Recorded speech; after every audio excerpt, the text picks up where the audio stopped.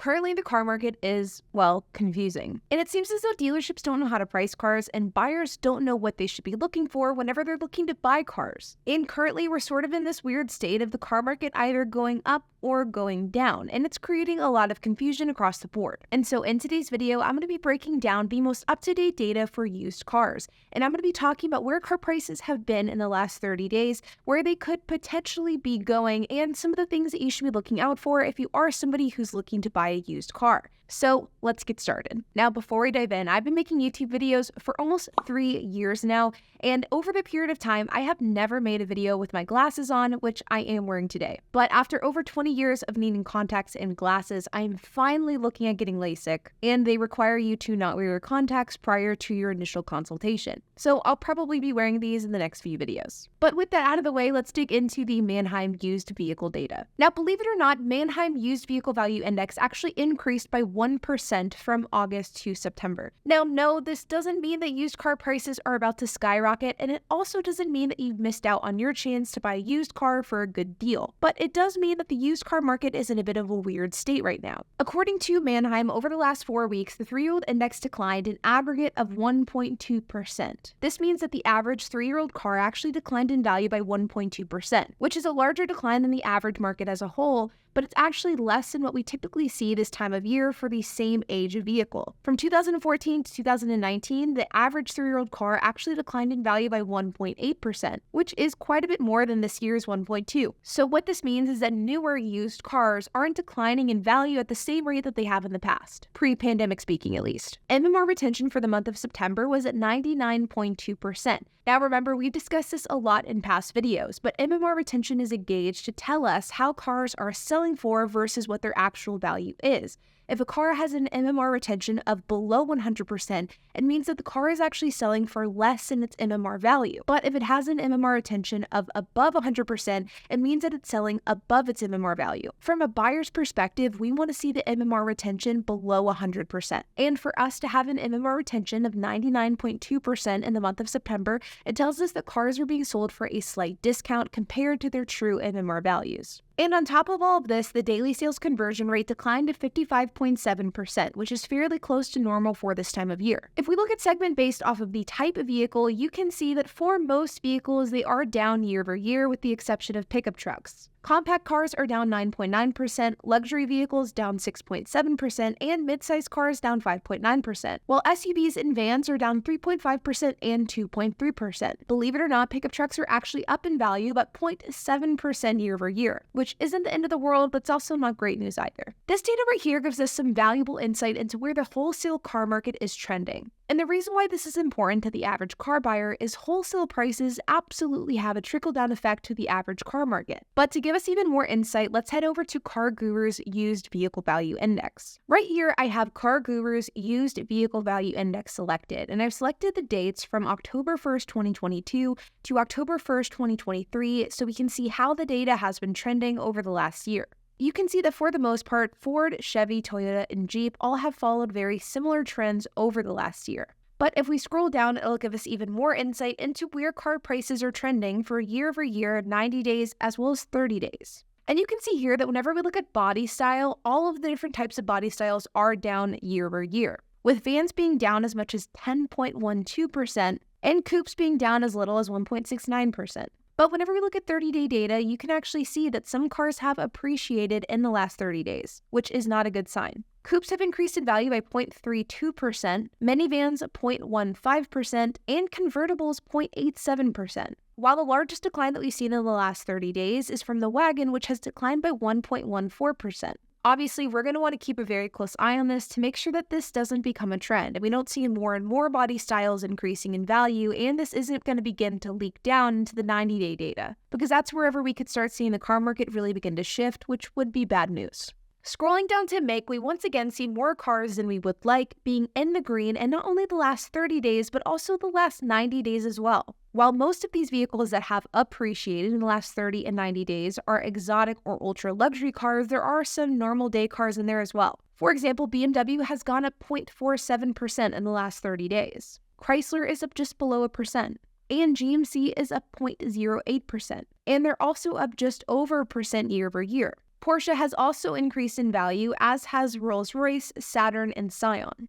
But the good news is the majority of the brands are still seeing declines not only in the last 30 days, but 90 days and year over year as well. For example, Ford has decreased in value by 0.41% in the last 30 days, 2.74% in the last 90 days, and 3.1% in the last year.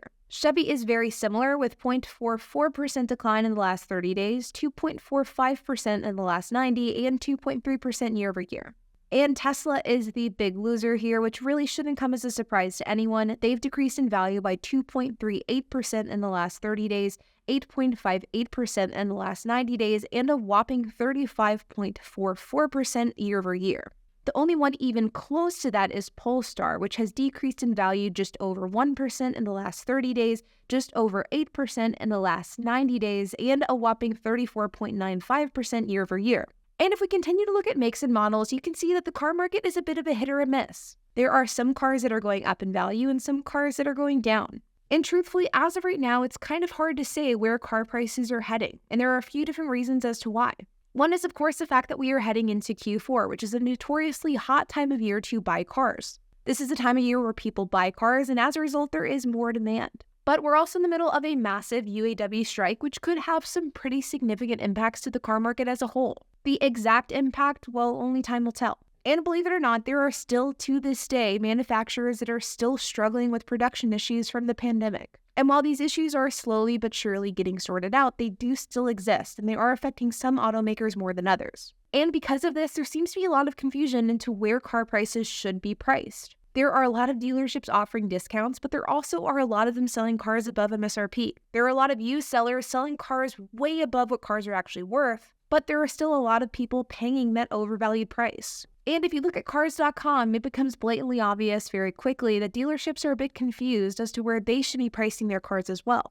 For example, if we look at this 2021 BMW X3, you can see that it's priced at $31,000, which is considered to be a great deal. This car has been listed for 69 days, and it's seen a total of $5,193 worth of price reductions. We also have this 2021 Toyota 4Runner, which is priced at $23,700. This is actually a pretty great deal considering this is a 2021 model and is relatively low mileage for a Toyota. This car has been listed for 61 days, and it's seen a total of $7,894 worth of price reductions, which is pretty crazy. The luxury market seems to be extra confusing for car sellers, which you can see here with this 2020 Land Rover Discovery, which is priced at $22,241. And you can see that it's been listed for 123 days and has seen over $7,700 worth of total price reductions. This car was listed in the beginning of June for $29,995. It was very shortly after increased in price, but then over the next couple of months decreased by quite a lot and now sits at $22,241. Or you have this 2019 Kia Sorento SX, which is listed for $20,995. And you can see here that it's been listed for 39 days and has seen over $6,000 in price reductions. But as many cars as you see online that are being reduced in price and have been sitting on the market unsold for months at a time, you also see a ton of different cars that are going up and down in price because it's obvious that the dealerships don't really know where to price these cars at all. For example, this 2021 Toyota RAV4, which is priced at $24,570. This car was originally listed back in July for $26,174. But over the last month alone, this car has gone up and gone down in price multiple times, seeing a price reduction of about $1,300 on September 15th, seeing another reduction of $400 September 21st,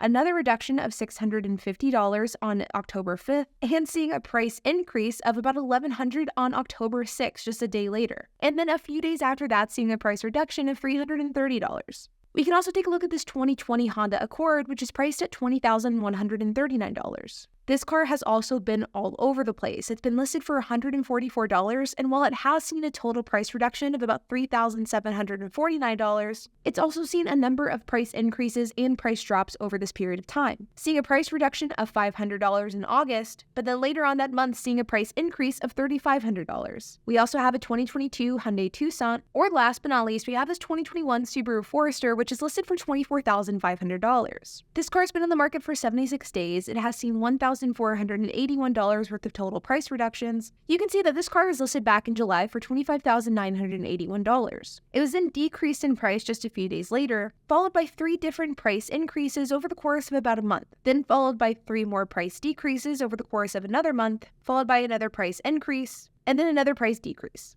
Now, what all of this data shows me is that the car market is in a bit of a state of limbo. Between entering the Q4, supply and demand a bit up in the air, and the UAW strike bringing a lot of questions into the equation, car dealerships and car sellers don't really know where to price their cars. And I think as of right now, as we sit here, there is a lot that's currently up in the air to determine where car prices are heading as we head towards the end of 2023. I think there is a chance that car prices could go up due to the increase in demand that Q4 brings, along with that UAW strike that I mentioned earlier. But I also think that there's a chance that prices could go down because there are typically more incentives in Q4 than there are in other points of the year. Additionally, Q4 can be a great time to sell a car private party because then you can use that money for things like the holidays, thus bringing more activity for not only dealerships but also private party sellers and buyers as well. Truthfully, if I was a betting person, I would probably guess that we're not going to see any huge swings in either direction between now and the end of the year. And I think that if you are somebody who's looking to buy a car before 2023 is over, I ultimately think that whether or not that's a good decision will depend on what type of car you're wanting to buy, as well as how you plan on paying for that and what type of rate you can get. There are some cars that I think are incredibly good deals right now. For example, Tesla and Polestars, which have depreciated like a stone, I think could be decent buys. I also think that if you're buying cash and private party, there are always good deals to be found. But ultimately, my takeaway in this video is that I don't think that Q4 this year is a particularly bad time to buy a car. I also don't think it's the best time to buy a car either. Ultimately, whether or not right now is the right time to buy a car will depend on you and your personal situation. Do I think right now is the best time to buy a car? No. But do I think it's the worst time to buy a car? Also no. And like I always say, if you are somebody who's looking to buy a used car, make sure to understand the exact type of car you want. Make sure to understand how much that car is selling for and what a fair market value for that price is, and then make sure to scour the internet until you can find one that's being sold below market value. If you do this, you'll increase the odds of getting an excellent deal on a car and you'll protect yourself from any depreciation that may occur depending on where the market trends. But again, in summary, as we sit here today in October of 2023, the car market is a bit up in the air. Car prices aren't going dramatically up or down, and I don't think they will for the time being. And depending on what car you're wanting to buy and your personal financial situation, now could be a fine time to buy a car. Just make sure that you pay below market value, and I would also pay attention to what the inventory levels for the type of car that you're looking to buy are. I'll include a bunch of different resources down in the description below that you can use in order to help you do this. But like always, you guys, I hope that you enjoyed this video. If you have any questions, comments, if you have anything to add, I would love to hear it, so make sure to leave a comment down below. And while you guys are at it, make sure to hit the like button, hit that subscribe button, and hit that notification bell, and I will see you guys in the next video.